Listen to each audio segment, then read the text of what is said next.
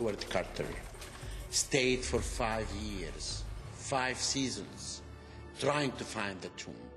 Until one day in the morning, when the workmen began to clean around, they found 15 steps lead to the entrance of the tomb. The tomb descended 30 feet into the limestone rock of the valley.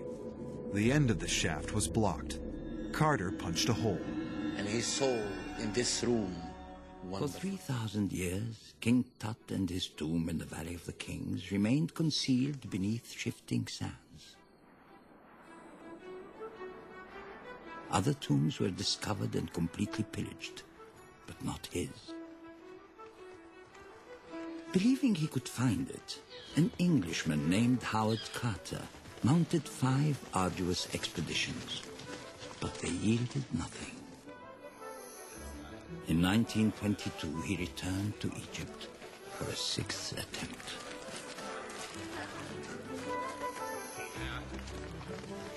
السلام عليكم. وعليكم السلام ورحمة الله وبركاته. أيوة. العصفور.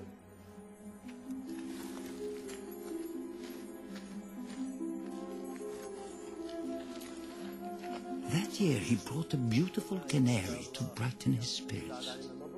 Inshallah. The workmen called it the Golden Bird and told Carter it would bring them good luck. But as work began, success seemed a remote prospect, and time was running out. Carter's benefactor, Lord Carnarvon, was an English earl fascinated by Egypt. But even he was losing faith and had threatened to cut off the money. Yet Carter persisted, knowing that if found intact, the tomb would be filled with amazing artifacts that would help us peer through the shadows of time, to glimpse a world of human splendor long lost, to glimpse our very beginnings. Over time, each of the valley tombs was found, broken into, and completely plundered. Except for one. Except for the tomb of Tutankhamon. That, at least, is what Howard Carter believed.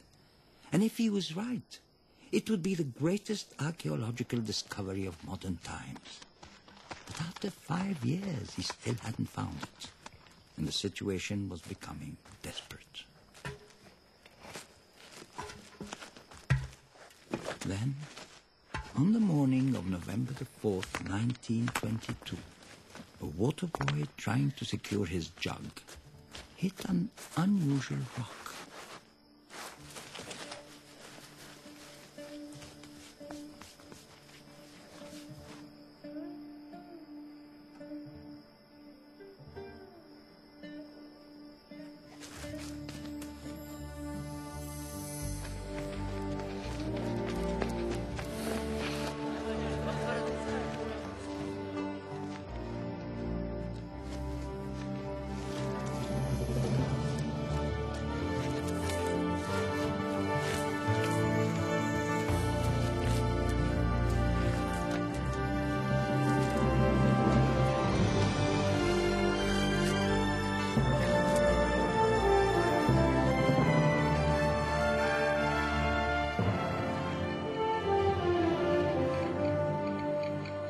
Carter sent a telegram to Lord Carnarvon in England to come quickly, and went to Cairo to meet his benefactor.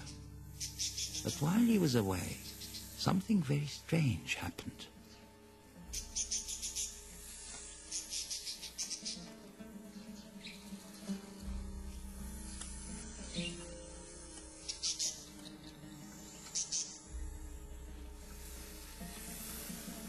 The golden bird that had brought him luck was killed by a cobra.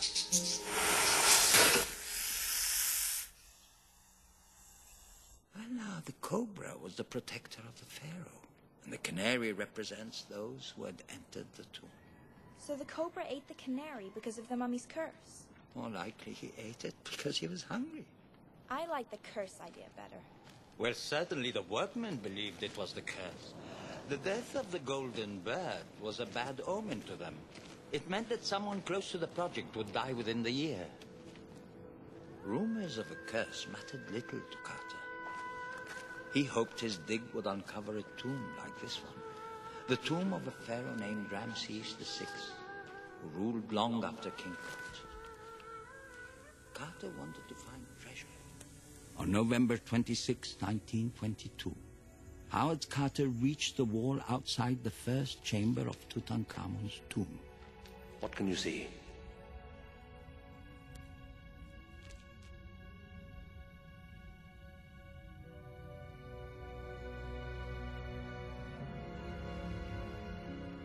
Carter, please, can you see anything? Yes. Yes. Wonderful things. Wonderful things.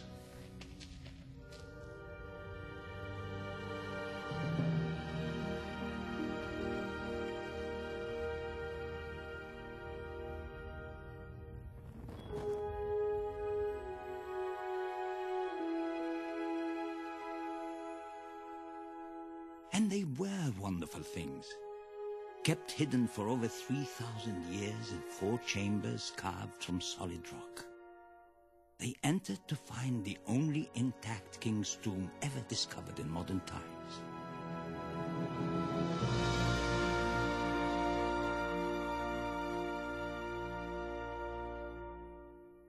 And in the burial chamber, 4 golden shrines. Inside the 4th shrine, 3 golden coffins, one inside the other, and at the center, the mummy of the boy king Tutankhamon.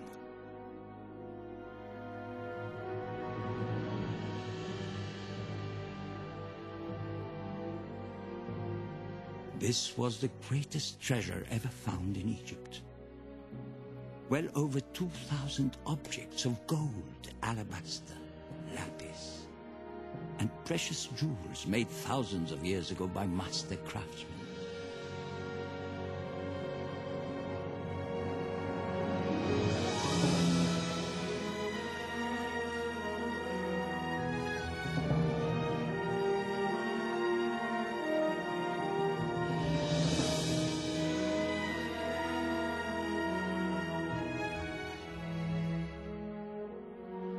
They gave us a personal glimpse of a royal life in ancient Egypt and fueled our drive to continue searching, to continue learning.